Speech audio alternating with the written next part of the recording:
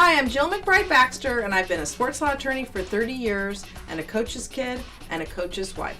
I get up every day to protect people, be an advocate, and their trusted advisor.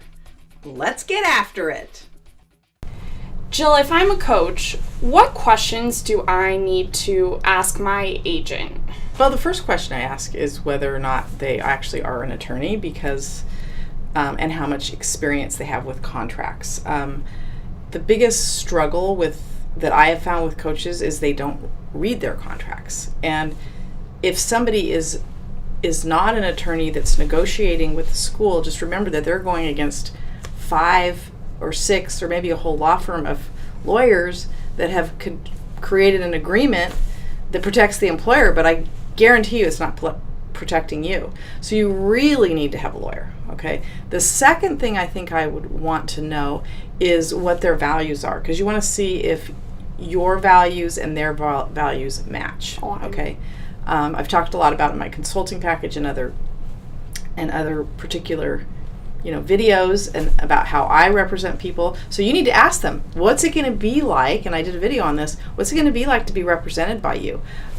What kind of maybe marketing are you going to do? Okay.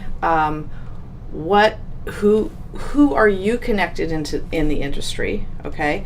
And then how are they going to mobilize your connections? Because coaches normally get jobs through their connections. And another way they get jobs is basically when you have to go against a coach in another, compete against them in a game, and your resume is kind of just out there, right? And so when they have to spend a lot of time preparing for whatever you're doing, your resume, your performance, your player's performance is really how a lot of coaches get jobs, and who they know. So who I know is not going to help you as much as who you know. But what about who you know in regards to search committees? What kind of relationship is that? Okay, well, the search committees, that's a whole nother issue. But okay.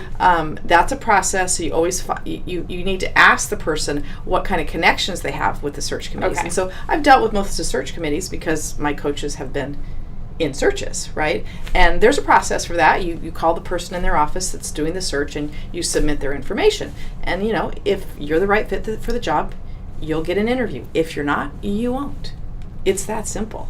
But you have to mobilize all your contacts to get to the search committee, get to the AD, get to those people. And so there's a process for that. And you need to make sure they understand the process. Right. And perhaps most importantly, how much it's going to cost. Yeah, how much. Very important. Yeah. So I'm going to tell you that most coaches don't like paying their agent fee, because most agents charge a percent, which I don't do anymore. I have a flat fee and I have a sliding scale for the contract, and that's it. And then if you need me again, you call me, and I bill by the hour or the sliding scale, depending on what you need. But and so I would ask them I'd ask to look at their contract, I'd ask to look at their fee structure, and I'd see how long you're having to pay them and at what percent for any contract, and whether or not, because you got to understand something. If they redo your deal at the place you're currently working at, they're going to expect a fee. We don't work for free, right? Which is why I completely changed my fee structure, because hey, if you call me up, you need me to renegotiate your deal and it's worth this much money, there's the price, pay me. That's it. All right. You see what I'm saying? So, well, there you have it. Questions that you should ask your agent. Thanks, Jill. Thanks for watching my video. If you're a coach or athletics director, please call me or go to my website to get my coach's consulting package and fee structure. You can also subscribe to my podcast called Representation Without Taxation.